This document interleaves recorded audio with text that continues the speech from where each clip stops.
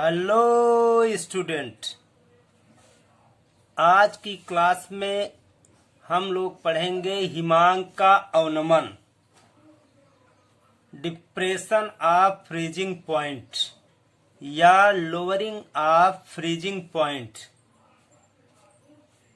अवनमन से हमारा सेंस है घटना, यानी कि हिमांक के घटने की क्रिया को या ताप के घटने की क्रिया को ही हम क्या कहते हैं, हिमांक कहते हैं। क्योंकि ताप जो है जैसे जैसे घटता जाता है वैसे वैसे किसी भी लिक्विड या गैस जो है वह धीरे धीरे ठोस अवस्था में परिवर्तित होना प्रारंभ हो जाती है। तो सबसे पहले हम यह जाने कि हिमांक है क्या। वह हिमांक के लिए वह निश्चित ताप जिस ताप पर कोई द्रव पदार्थ जमना प्रारंभ कर देता है, वह ताप उस द्रव पदार्थ का हिमांक कहलाता है। दूसरे शब्दों में इसे हम कह सकते हैं कि वह ताप जिस ताप पर किसी द्रव पदार्थ का वाष्प दाब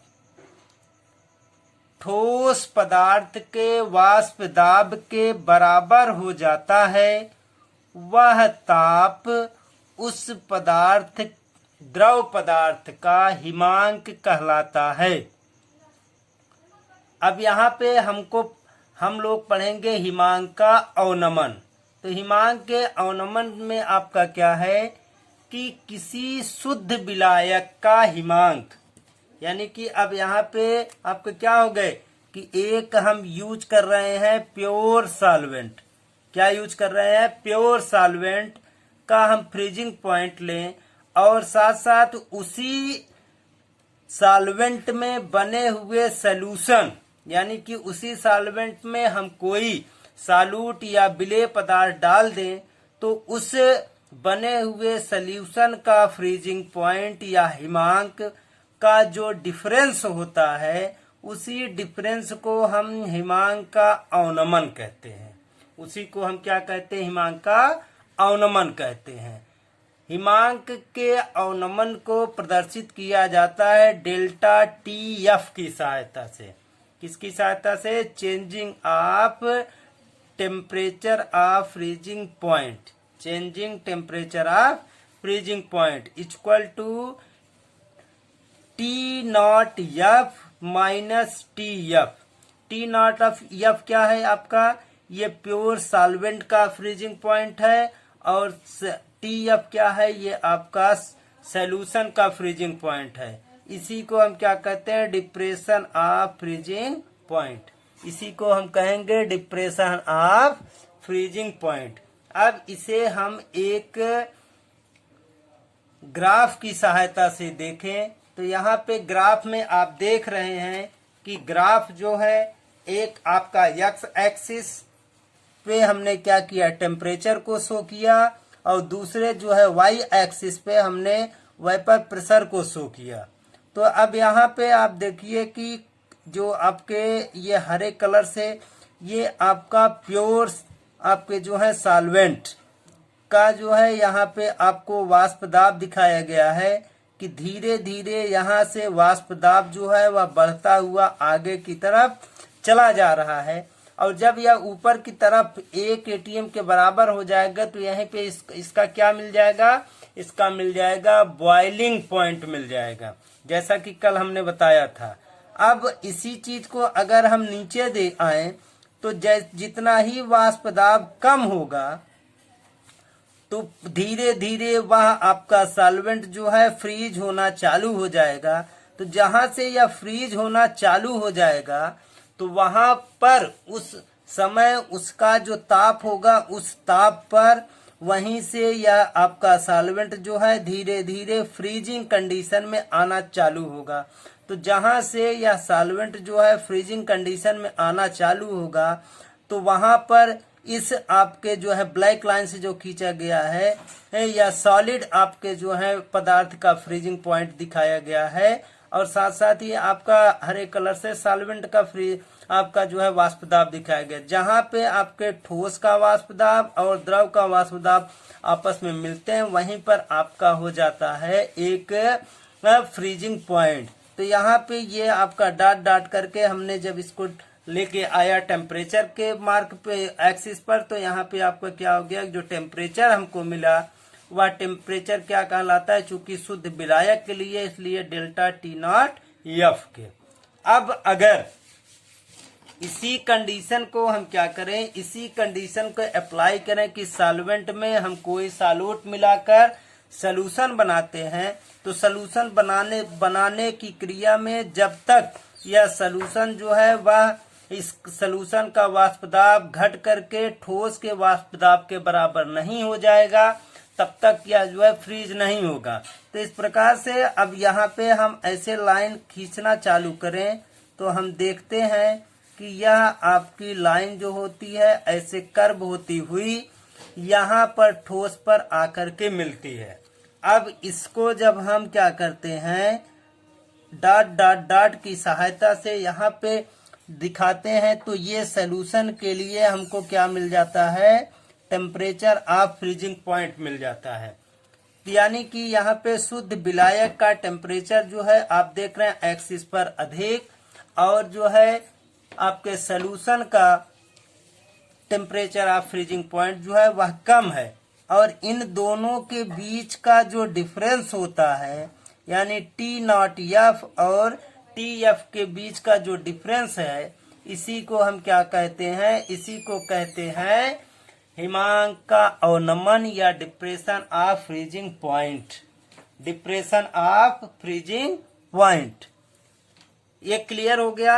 अब अगर मान लो कि हम कोई अब जो है डाइल्यूट सॉल्यूशन यूज करें, यानी कि तन विलयन लें, तो तन विलयन में आपको बताया गया है कि डेल्टा टी एफ यानी कि ताप परिवर्तन जो है वह उसकी मोलैलिटी के डायरेक्टली प्रोपोर्शनल होता है, या डायरेक्ट आपका क्या होता है, मोलैलिटी के समानुपाती होता है। तो delta T F directly proportional to M. अब यहाँ पे आपको एक ऐसी स्थिति आएगी कि जहाँ पे हमको कांस्टेंट मिलेगा, तो कांस्टेंट की स्थिति में आपका क्या हो जाएगा, डेल्टा टी इक्वल टू आपका delta T F directly proportional to M, उसके बाद delta T F directly proportional K F into M के। के एफ क्या है आपका, के एफ जो है इस डाइल्यूट सॉल्यूशन के लिए एक आपका जो है कांस्टेंट है। अब इस कांस्टेंट को हम तीन नामों से जानते हैं। एक नाम इसका है मोलर डिप्रेशन कांस्टेंट, दूसरा इसका नाम है freezing point of depression constant, तीसरा है क्रायोस्कोपिक कांस्टेंट। तीन नाम से हम इसको जानते हैं। और साथ साथ के एफ की यूनिट भी वही होती है जो आपने के बी की यूनिट निकाली थी, यानी कि आपका जो है बॉइलिंग पॉइंट के लिए जो हमने कांस्टेंट यूज किया था, वही कांस्टेंट आपका जो है के एफ में भी यूज हो रहा है, और दोनों की यूनिट जो होती है वह सेम होती है। इसकी यूनिट क्या है, केल्विन किलोग्राम प्रति मोल, केल्विन किलोग्राम प्रति मोल। अब यहाँ पे हम क्या करें कि अब चूंकि आप क्या पाए, आपने पाया कि delta T F directly proportional to M, या डेल्टा टी एफ बराबर आपका के एफ इंटू एम के। अब मोललता यानी कि मोलैलिटी के अगर हम जो है मान को रखें, तो मोलैलिटी बराबर आपका होता है विलेय के मोलों की संख्या बटे विलायक का भार जो है किलोग्राम में। तो यहाँ पे आपका क्या मिलेगा delta T F equal to K F into आपका विलेय के मोलों की संख्या, यानी W/m2 मल्टीप्लाई आपका विलायक के भार, और यह विलायक का भार किसमें यूज होगा, किलोग्राम में, इसलिए हम यहाँ पे क्या कर देते हैं, ऊपर ले जा करके 1000 का गुणा कर देते हैं। अब इसी से हम क्या कर सकते हैं, m2 की गणना कर सकते हैं। m2 बराबर के एफ इंटू W2 इंटू आपका 1000 अपान delta T F into W1 के। इसी फार्मूले की सहायता से हम क्या कर सकते हैं, किसी दिए गए सॉल्यूशन में हम उसके मॉलिक्यूलर मास या आणविक द्रव्यमान की गणना या उसके जो है भार की गणना या जो है इससे जो है डेल्टा टी एफ की गणना हम कर सकते हैं। यहाँ पे फिर से एक बार देख लीजिए कि M2 जो है या मॉलिक्यूलर वेट यानी कि आणविक द्रव्यमान है किसका, विलेय का, और W2 क्या है, या विलेय का आपका जो है भार है या वेट ऑफ जो है सॉल्यूट है। KF आपका क्या है, KF जो है वह फ्रीजिंग पॉइंट के लिए कांस्टेंट है। टी डेल्टा TF आपका क्या है, यह आपका चेंजिंग ऑफ फ्रीजिंग पॉइंट है। और साथ साथ आपका जो है W1 क्या है, आपका वेट ऑफ सॉल्वेंट या जो है आपका विलायक का भार है, जो कि ग्राम में दिया रहेगा। इसको हमको यूज करना होता है किलोग्राम में। अब इसी पर एक हम क्वेश्चन ले लें। तो अब इस क्वेश्चन में आपका क्या हो गया कि क्वेश्चन दिया गया है कि 45 ग्राम एथिलीन ग्लाइकॉल C2H6O2 को 600 ग्राम जल में मिलाया गया। विलयन के हिमांक अवनमन यानी कि डिप्रेशन ऑफ फ्रीजिंग पॉइंट एवं हिमांक की गणना कीजिए, यानी कि हमको फ्रीजिंग पॉइंट और साथ साथ डिप्रेशन ऑफ फ्रीजिंग पॉइंट दोनों की कैलकुलेशन करना है। और साथ साथ आपका यहाँ पर जो है फ्रीजिंग पॉइंट का मोलल कांस्टेंट जो है वह दिया गया है 1.86 केल्विन किलोग्राम प्रति मोल या मोल इनवर्स। अब हम इसका कैलकुलेशन करेंगे। तो सबसे पहले यहाँ पे आपको दिखाया गया है कि इसमें क्या क्या दिया गया है। तो सबसे पहले हम क्या करते हैं कि C2H6O2 एथिलीन ग्लाइकॉल के मोलों की संख्या निकाल लेते हैं। आ जाता है आपका भार बटे अणुभार, मिल गया आपको कितना 0.73 मोल। उसके बाद जल का जो भार दिए गए उसको हम चेंज कर लेते हैं किलोग्राम में। तो ये हो गया आपका, चूंकि 600 जल का ग्राम भार लिया गया था तो 1000 का भाग देंगे तो हो जाता है यह 0.6 किलोग्राम। फिर उसके बाद हम मोलैलिटी निकालते हैं। तो मोलैलिटी के लिए आपका क्या होता है, बताया गया कि विलेय के मोलों की संख्या बटे विलायक का भार किलोग्राम में। तो एथिलीन ग्लाइकॉल की मोललता या मोलैलिटी इक्वल टू आपका हो गया 0.73 अपान 0.6। हम इसमें जब भाग करते हैं तो आ जाता है आपका 1.2 मोल प्रति किलोग्राम। तो यहाँ पे मोलैलिटी कितनी मिल गई, 1.2 मोल प्रति किलोग्राम। अब इसी को हम ले जा करके रखते हैं। आपका फार्मूला प्राप्त हुआ है कि डेल्टा TF इक्वल टू आपका KF मल्टीप्लाई M के। तो KF का मान आपको ऑलरेडी दिया गया है और मोलैलिटी को अभी अभी हमने निकाला, दोनों का मल्टीप्लाई कर देते हैं तो आपको मिल जाता है 2.2 केल्विन। तो ये आपको मिल गया डिप्रेशन ऑफ फ्रीजिंग पॉइंट। और साथ साथ आपको पूछा गया था हिमांक। तो हिमांक आपका चूंकि जल का जो टेम्परेचर होता है या वह जो होता है कितना होता है 273.15, यही उसका क्या होता है फ्रीजिंग पॉइंट होता है। और इस विलयन का चूंकि फ्री आपका जो है हिमांक पूछा जा रहा है तो जो आपके क्या हो गया टेम्परेचर में चेंजिंग आएगी वही उसका क्या हो जाएगा डिप्रेशन ऑफ फ्रीजिंग पॉइंट। तो यहाँ पे हमने क्या किया 273.15 माइनस 2.2 किया, टोटल आपका आ गया 270.95 केल्विन। तो ये इस दिए गए प्रश्न के लिए क्या हो गया हिमांक हो गया। और ये ऊपर आपका 2.2 जो है या दिए गए विलयन के लिए आपका जो है डिप्रेशन ऑफ फ्रीजिंग पॉइंट हो गया या हिमांक का अवनमन हो गया। अगला आपका टॉपिक है परासरण एवं परासरण दाब। तो osmosis and osmotic pressure. Osmosis क्रिया क्या होती है कि जब किसी विलयन और किसी या 2 बिलियनों के मध्य, ऐसे आप समझिए 2 बिलियनों के मध्य जिनमें सांद्रता का डिफरेंस होता है, अगर उन बिलियनों को हम किसी अर्धपारगम्य झिल्ली के द्वारा पारगमन कराते हैं, यानी कि पास कराने की क्रिया करते हैं, तो कम सांद्रता से अधिक सांद्रता की तरफ पदार्थों का प्रवाह होता है। इसी क्रिया को हम परासरण की क्रिया कहते हैं। किसी बिलियन, यहाँ पे देख सकते हैं, किसी बिलियन एवं शुद्ध विलायक की अर्धपारगम्य झिल्ली द्वारा पारगमन की क्रिया को परासरण कहते हैं। अब इस परासरण की क्रिया के कारण जो है एक प्रकार का जो है वह जो है दूसरी तरफ, चूंकि परासरण की क्रिया में अधिक सांद्रता की तरफ जो पदार्थ होता है उस तरफ जो है धीरे धीरे विलयन जो है वह तन होना प्रारंभ होता है, जिससे उसका आयतन बढ़ता है। और इस बढ़े हुए आयतन के कारण उस अर्धपारगम्य झिल्ली पर SPM पर जो है सेमी परमिएबल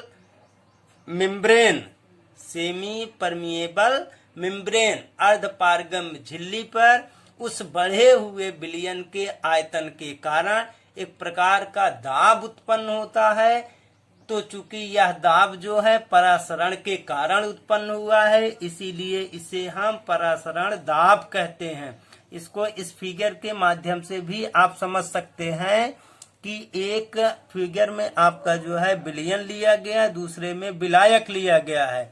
अब यहाँ ऊपर से जो है प्रेशर जो है एक प्रकार का जो है लग रहा है वायुमंडलीय प्रेशर। अब धीरे धीरे आपका यहाँ पे क्या यहाँ पे बीच में लगा दिया गया SPM सेमी परमिएबल मेम्ब्रेन। अब इस अर्धपारगम्य झिल्ली के द्वारा कम सांद्रता से अधिक सांद्रता की तरह पदार्थों का प्रवाह चालू हो गया, जिससे यह पदार्थ धीरे धीरे इस विलयन में चला गया। इसलिए यहाँ पर एक आपका नीले या हरे कलर से, दूसरा जो है ब्लैक कलर की डॉट दिखाई गई। अब धीरे धीरे इस विलयन का आपका क्या होगा, आयतन बढ़ेगा। अब बढ़े हुए आयतन के कारण आपका क्या होगा कि यह विलयन जो है एक प्रकार का इस झिल्ली पर एक दाब उत्पन्न करेगा। इसी दाब को हम क्या कहते हैं, ऑस्मोटिक प्रेशर या परासरण दाब कहते हैं। इसे हम क्या कहेंगे, ऑस्मोटिक या परासरण दाब कहेंगे।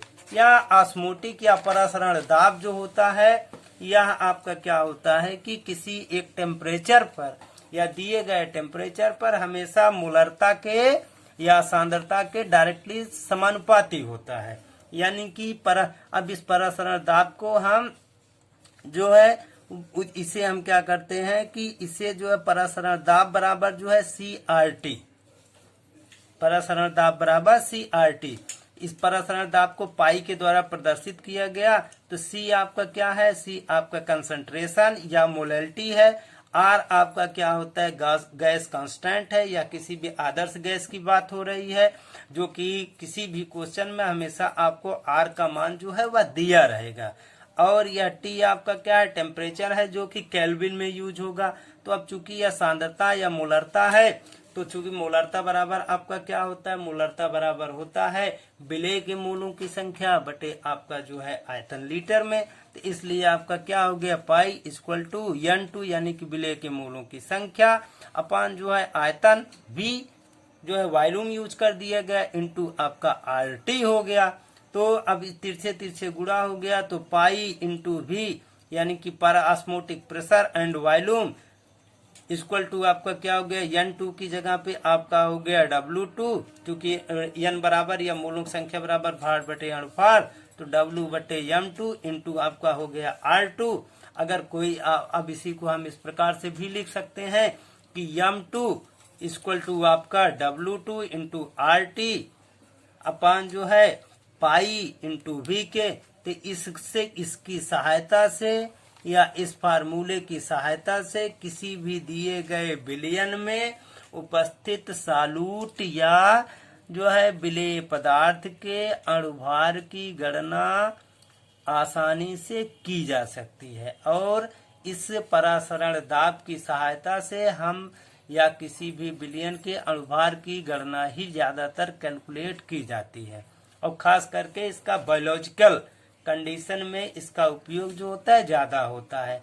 अब इस पर हम एक क्वेश्चन ले लेते हैं। क्वेश्चन दिया गया है कि प्रोटीन के 200 घन सेंटीमीटर जलीय विलयन में, यानी कि आपका क्या है कि एक जो है जलीय माध्यम में प्रोटीन, मतलब आपके जो है 200 घन सेंटीमीटर जलीय विलयन लिया गया है जिसमें प्रोटीन उपलब्ध है। प्रोटीन कितना है 1.26 ग्राम है। अब टेम्परेचर जो है वह कितना है 300 केल्विन के ताप पर परासरण दाब जो है वह 2.57 मल्टीप्लाई 10⁻³ बार है। यहाँ पे परासरण दाब इतना उत्पन्न होता है 300 केल्विन पर। पूछ रहा है कि प्रोटीन के मोलर मास या मोलर द्रव्यमान की गणना कीजिए।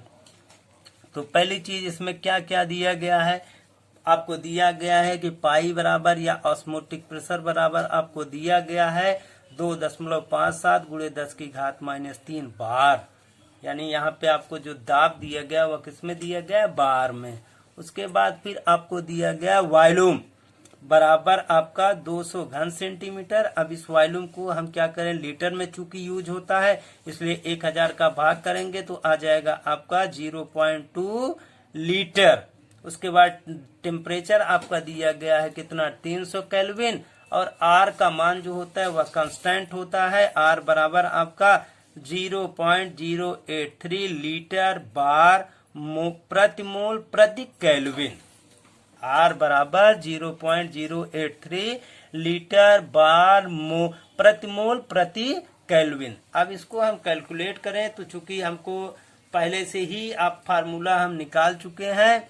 क्या निकाले हैं, m2 = W2 multiply R × T / पाई × V के।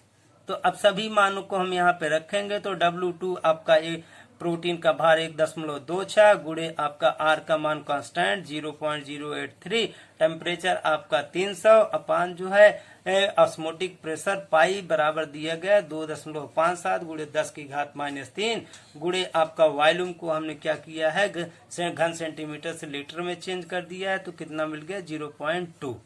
अब पुनः इसको हम हल करेंगे तो 10⁻³ को ऊपर लेकर के जाएंगे तो 1000 हो जाएगा, और जब दशमलव को हम इस साइड लेके जाएंगे तो 2 × 10⁻⁻1 होगी, ऊपर जाएगा तो यह कितना हो जाएगा 10। तो इस प्रकार से आपका क्या हो गया कि 1.26 मल्टीप्लाई 0.083 गुणे आपका 300 गुणे आपका 1000 गुणे 10 बटे आपका 2.57 गुणे 2। जब पूरा ऊपर और नीचे गुणा करके हम भाग करेंगे तो टोटल आपका आ जाता है 61.022 ग्राम प्रति